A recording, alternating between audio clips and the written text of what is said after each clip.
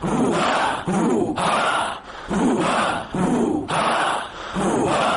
Facetious.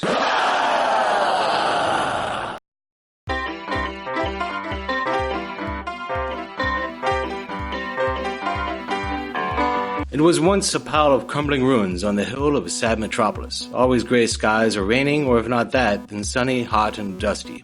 Then one day someone had a grand vision to rebuild it all and make a wedding house out of it.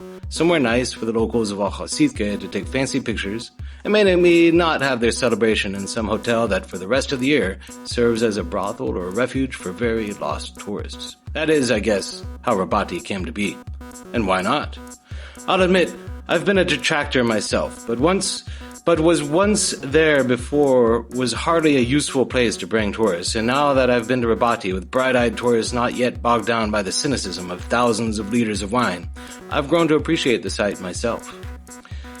The grounds here are fertile with history, and though what has bloomed is nothing but a complex of hotels, meeting rooms, and Instagram-perfect portrait studios, it's still something beautiful, where there was only the vague remnants of gray stone.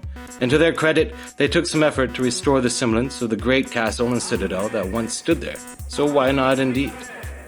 What stands now as Rabati Castle was built first by Georgians as Lomisa Castle in the 9th century, and by the 13th century was the capital of the Principality of Akhaltsikhe, ruled over by the House of Jakeli. Here Queen Tamar often stayed, commanding her legions against the Turks, sending out her husband consort David Soslan to crush the Turks at Bassiani and secure 100 years or so of peace and prosperity for the Georgians. Those golden years would end with Tamerlane and his Mongols riding in and devastating any land that would stand against him. In 1393, Lomisa finally fell. The fortress carried on, nominally independent, but mostly under Persian Safavid rule, a dismal reminder of what glory there had once been, until finally it was ceded to the Ottomans in 1590. The Ottomans completely redesigned the castle. A medieval city within the curtain walls, now something of a park and restaurant hotel complex, led up to the stairs to the actual castle, itself having 2 more layers. There was the outer layer, which held the mosque and an Islamic school, and an Orthodox church that managed to peter on through the Ottoman regime. Good news for all those weddings. And the further interior containing the citadel, where the regional governor would have lived and also where the dungeon was, and in that case of an invasion, the site of a last stand for the castle. The Ottomans were constantly banging heads with the Romanovs as the Turkish and Russian empires shared a very long border from Crimea down to Armenia, tearing the Georgian territories into numerous parts. The Russians, for their part, were at least gluing some of those bits together under their own sovereignty, and in 1810 launched an attack to claim Samtskhe-Jabaketi, which meant confronting the Ottomans at Rabati. The Ottomans held up, but finally lost to the combined Russian and Georgian forces under the Russian general Ivan Paskovich after some 30 years of intermittent fighting.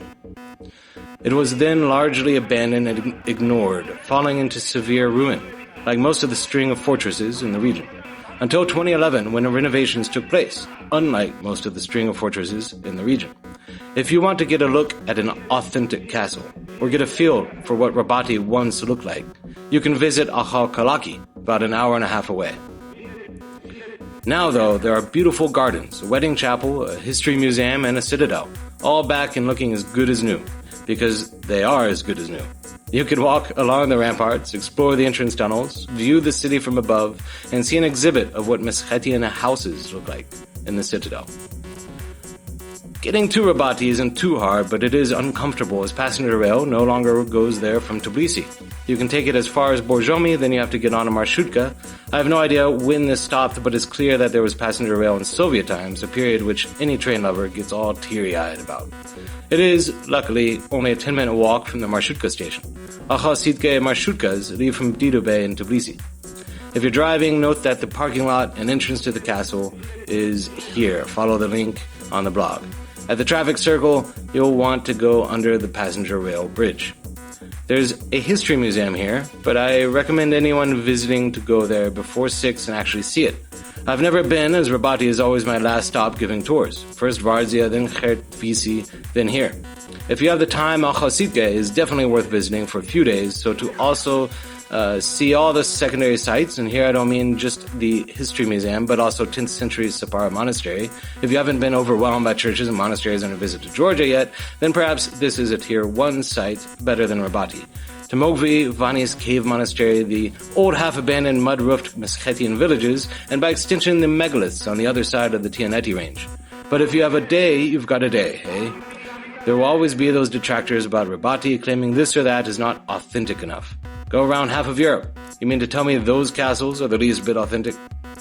I've only stayed in Akhaltsikhe once. It was in a real budget-rate hotel with an Armenian wedding going on downstairs, and I imagine the place wasn't used for anything savory during the off-season. But Akhaltsikhe looks light years better than what I remember it as, and might be even worth a visit. If you've got the money, you can even stay at a luxury hotel within the castle itself, Hotel Gino Wellness, or Gino Wellness. The restaurant across from there is also strangely affordable for being right smack in the middle of the main tourist attraction. If you're staying, I recommend eating at Pizza and Cake House at 61 Kostava and ordering a pizza. It's more of a khachapuri/pizza, or perhaps a calzone with the pizza baked into the bread itself. We ordered one set of toppings and got another set, so be ready for a surprise. It was delicious though, so I can't argue about that what we got. If you want to eat on the road to or from Vardzia, I'd recommend hitting Cafe Leki, which is about at the halfway point on the highway. Super friendly people, and their entire selection of food is grown and slaughtered by the family, from tomatoes to pigs.